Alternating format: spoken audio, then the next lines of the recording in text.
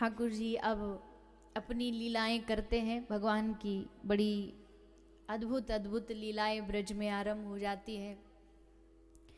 पहले तो भगवान सोचते हैं कि अपने मित्र से मिल लिया जाए, क्योंकि मित्र जब जन्म हुआ था तब आए तो थे, पर भीड़ इतनी कि उसमें कौन किसको भीतर घुसने दे। उत्सव में कहाँ किसी को याद रहता है।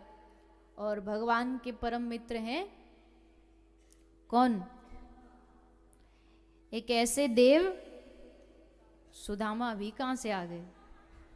ब्रज में सुदामा नहीं है, वो बाद वाले द्वारिका वाले मित्र हैं। एक भगवान के परमानेंट वाले मित्र हैं, और वो ऐसे हैं कि महाराज पूछो नहीं। दुनिया में जितने भी देव हैं ना, सबकी अकेले अकेले की पूजा होती है।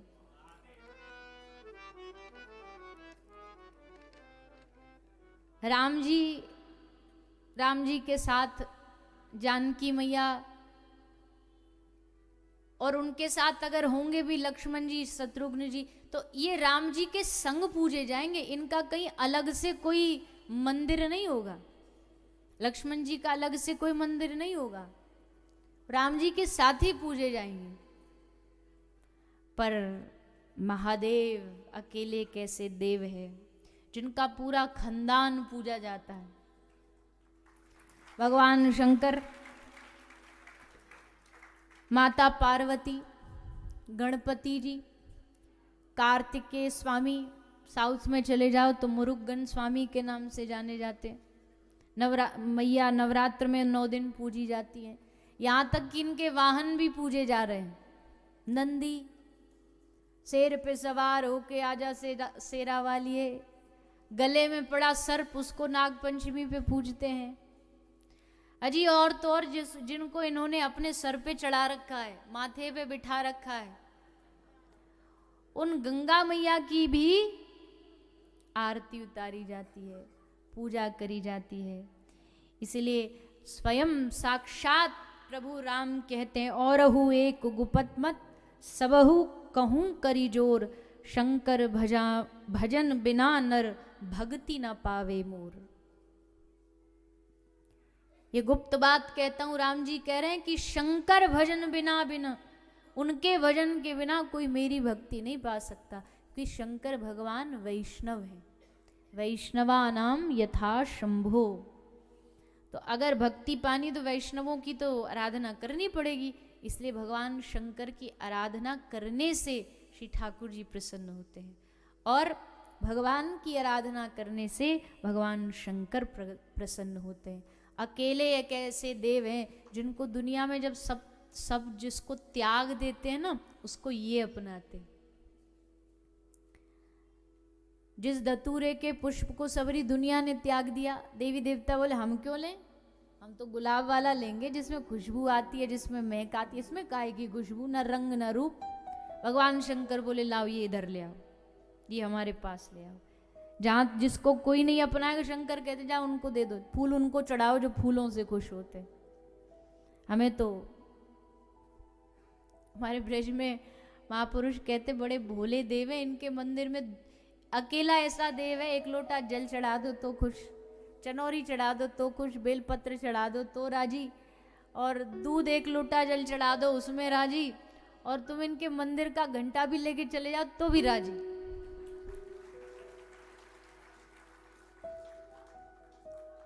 एक भजन में गाते हैं, शायद भजन का ये एक कथा बताते, कोई शास्त्र की नहीं है पर ऐसी दृष्टांत में देते। बोले एक चोर आया, वो सब जगह ढूंढ रहा था क्या चुराऊं क्या चुराऊं।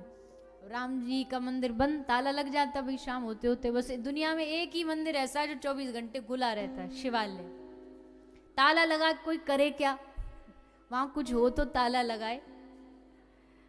तो आ गया, मंदिर में घुस गया। उसने सोचा कोई भगवान कृष्ण का मंदिर होगा, कोई चांदी वांदी की बांसुरी मिल जाएगी, खड़ाऊ मिल जाएगी राम जी की, पर वहां तो कुछ भी नहीं, शंकर भगवान का मंदिर। शंकर जी के ऊपर बस एक पीतल का वो घड़ा लटका था, उसमें जिसमें जल जाता है। सोचा चलो यही ले जाते, घंटी लटकी थी, बोले घंटी ले जाते।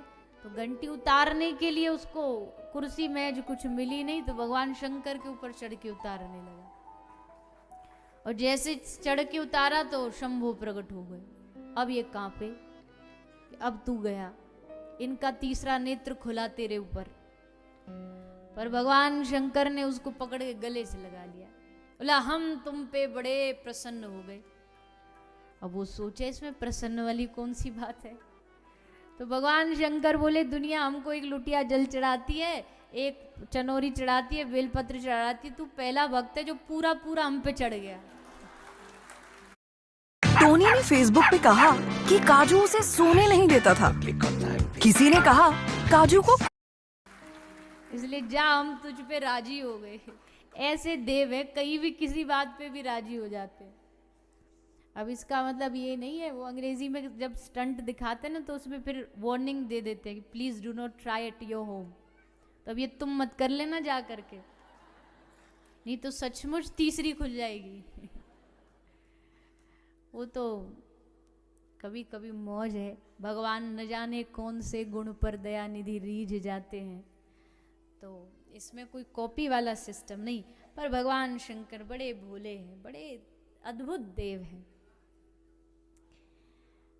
और देखो जिस रूप से शंकर जी को हमेशा दिखाया भी जाता ना, रौद्र रूप है शंकर भगवान का, एक रौद्र रूप। और होगा क्यों नहीं, संहारक देवता हैं, संहार के देवता हैं। लेकिन अगर भगवान शंकर का माधुर्य रूप देखना ना, प्रेम रूप देखना, तो ब्रज में आओ। इतना प्रेम करने वाला देव जो भगवान शंकर है, गोपी बन के आज भी वृंदावन में बैठे। जहां रौद्रता होगी वहां ये कारुण्य भाव नहीं होगा। लेकिन आरती में गाते हैं कर्पूर गौरम करुणावतारम। रौद्र और करुणा, इसका कोई कॉम्बिनेशन है? क्रोध, संहार और करुणा, इनका कोई आपस में तालमेल नहीं है। और भगवान शंकर का जीवन ऐसी, जिनका आपस में कोई तालमेल नहीं, वो भगवान शंकर। एक नंदी का और शेर का आपस में कोई तालमेल है? लेकिन कैलाश में देखो दोनों मिलजुल के रहते हैं। सांप, सर्प और मोर का आपस में कोई तालमेल है? लेकिन वहां आराम से रहते। चूहे और सांप का कोई तालमेल है? पर गणपति का चूहा और शंकर जी के गले के सांप दोस्त दोस्त बन के खेलते हैं कैलाश में। तो भगवान शंकर भले रौद्र के देव हैं, लेकिन भगवान शंकर का जो प्रेम रूप है वो ब्रज में दिखता है। कई अष्टक भगवान शंकर के। और जो लोग ब्रज की जो पद्धति जानते हैं ना, तो श्री राधा रानी के प्रति तो भगवान शंकर का इतना प्रेम भाव है। आज भी जो राधा कृपा कटाक्ष गाते हैं हम लोग, वो शंकर भगवान ने गाया राधा रानी के लिए। तो ये ब्रज में आकर के श्री शंकर भगवान के रूप दर्शन होता है। तो आए शंकर भगवान। यशोदा मैया ने थोड़ी सी टेढ़ी, क्योंकि शंकर भगवान का रूप ही ऐसा था कि माता यशोदा ने सोचा कि दर्शन कराऊंगी तो कुछ गड़बड़ ना हो जाए, या बाबा के गले में तो इतने सारे सांप है, कहीं लाला पे चढ़ गए तो लेने के देने पड़ जाएंगे। सो मैया यशोदा ने मना किया। लेकिन फिर भगवान ने एक लीला की। भगवान शंकर से मिलने के लिए उन्होंने अपना बाल हट किया। बाल हट मतलब रोना, और बड़ी जोर जोर से रोए। माता यशोदा को दर्शन आखिरकार कराना पड़ा। भगवान शंकर को दर्शन कराया। भगवान शंकर ने आशीर्वाद दिया और विदा लेकर के वहाँ से अपने कैलाश को गए। इस प्रकार भगवान शंकर का हरि का हर का आपस में मिलन हुआ दोनों का। और फिर श्री ठाकुर जी अब धीरे धीरे दैत्यों का उद्धार करना शुरू कर देते हैं, क्योंकि वो तो भगवान का कार्य है ही दैत्यों को मारना। तो कंसेन प्रहिता घोरा पूतना बाल घातनी शिशून चकार निघनंती पुरग्राम ब्रजादिशु। पूतना आई ब्रज में, राक्षसी वेश बना करके पहुंची है। सबसे पूछ रही है अप्सरा बन करके कि भैया नंद महल कौन सा है। एक गोपी ने बता दिया कि जिस आंगन में 2 पेड़ हैं यमला अर्जुन के, वो नंद महल है। तो फिर जब देखा कि ये इतनी सुंदर नारी नंद महल में जाने के लिए क्या कर रही, तो गोपी ने उसका परिचय पूछा कि तू कौन है। पूतना बोली अरे तुमको क्या लेना देना, हम जो भी है। बोले नहीं नहीं, तुम लाला की कुछ तो लगती होगी रिश्ते में। तो पूतना के मुंह से जल्दीबाजी में सोच के तो कुछ आई नहीं थी रिश्ता क्या, तो बोली मैं लाला की मौसी लगती हूँ। अब वहाँ बैठे बैठे ठाकुर जी मुस्कुरा रहे। भगवान कहते ऐसी मौसी काई को ना मिले। दुनिया की मौसियाँ आती हैं, लड्डू लाती हैं, चॉकलेट लाती हैं, खिलौना लाती है, बड़ी विचित्र मौसी है, जहर ला रही है, जहर पिवाएगी हमको। पर ठाकुर जी कह रहे हैं अब क्या करें, हमने ही प्रतिज्ञा करी है, पत्रम पुष्पम फलम तोयम, हमको जो भाव से चढ़ाओ हम सब स्वीकार करेंगे। तो चलो जहर ला रही है तो जहर से ही। जैसे पूतना ने बताया कि हम लाला की मौसी, तो फिर गोपी ने अगला प्रश्न किया कि तू कौन सी मौसी, क्योंकि यशोदा की कौन बहन है, हमने तो देखी नहीं आज तक। और माताओं का स्वभाव भी होता है, इनको एक प्रश्न का उत्तर दे दो तो चार इनके पास पहले से तैयार रहते हैं, है क्या नहीं मैया हो। किसी बाबा जी से मिलने मैया चली जाए ना, किसी प्रवक्ता से मिलने चली जाए, तो ऐसे टेढ़े टेढ़े प्रश्न पूछेंगे कि महाराज जी की खोपड़ी घूम जाती है। महाराज जी ये बताओ, रावण के नाना के मामा के नाना क्या नाम था। अब महाराज जी बेचारे सबरा ग्रंथ खोलना पड़ता है, और नहीं बताया, अगर महाराज जी ने उत्तर नहीं दिया तो सबरे गली में अपनी सहेलियों को बता देंगी ऐसे ही झोला छाप बाबा है, कुछ नहीं आता इसको। माताओं की तो बात ही विचित्र है। पर हाँ, माताएं धर्म में भी खूब आगे रहती है, बात सच है। क्योंकि आज कहीं भी चले जाओ, भागवत में चले जाओ, मंदिर में चले जाओ, 80% जो पंडाल घेरे रहती हो माताएं घेरे रहती हो।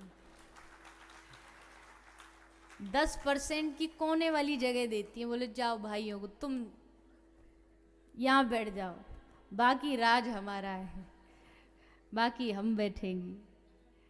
पर अच्छा है भैया, धर्म में आगे बढ़ना चाहिए, पर एक चीज जरूर ध्यान रखो, धर्म में बढ़ो, अंधविश्वास में मत बढ़ो। अंधविश्वास में भी माताएं बड़ी जल्दी फिसल जाती हैं। ये जा करके बोले महाराज कुछ ऐसा बांध दो हाथ में कि सब हमारे काम बन जाए। वो जा करके वो ज्योतिषी बता देते हैं कि लो भैया ये इतने 1000 की अंगूठी है, उसको पहन ले तेरे सब काम बन जाएंगे। लेकिन पहनने के बाद कुछ नहीं बनता। तो माताएं जो होती हैं थोड़ा जल्दी अंधविश्वास को मानने लग जाती है, लेकिन ये नहीं होना चाहिए।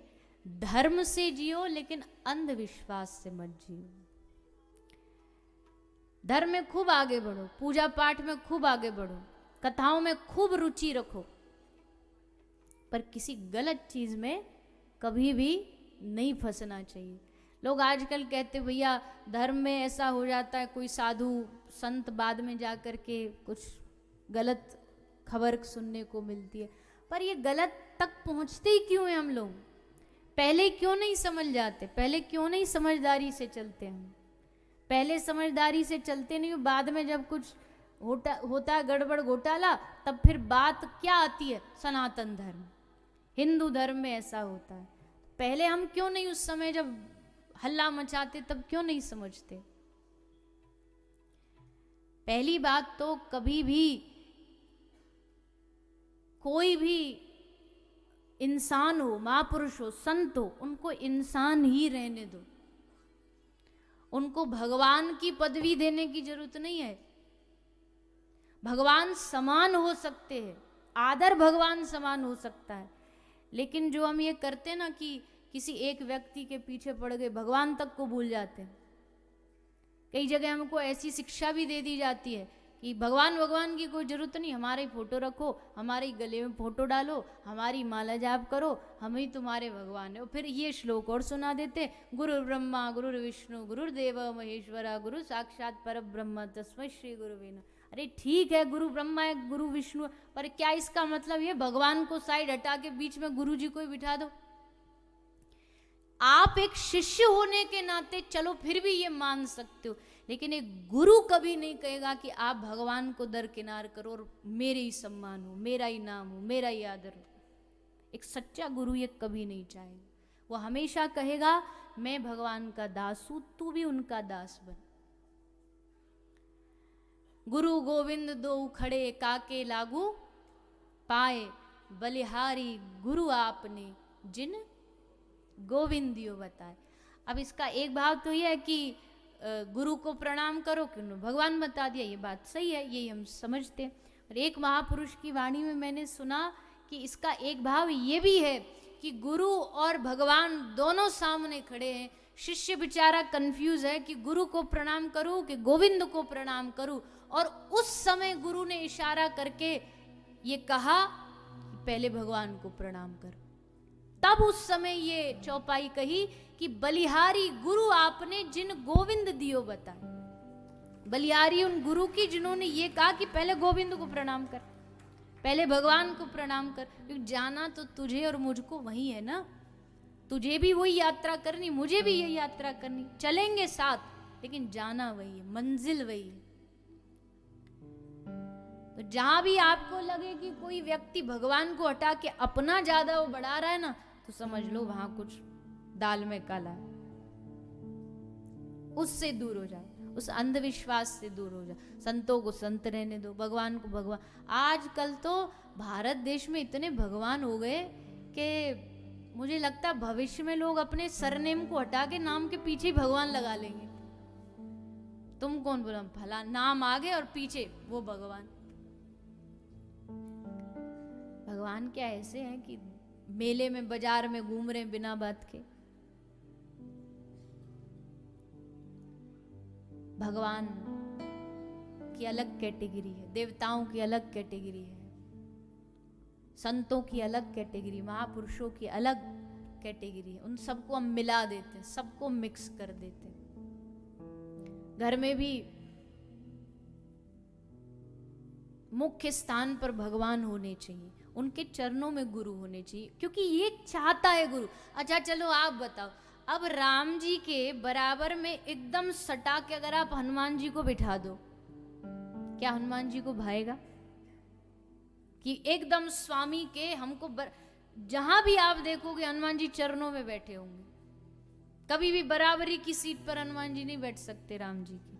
पर हम क्या करते, हम सब देवताओं को एक ही जगह बिठा देंगे, भगवानों को भी, देवताओं को भी, गुरुओं को भी, और जिस मेले में से जो भगवान मिल जाए सो ही खरीद के ले आएंगे।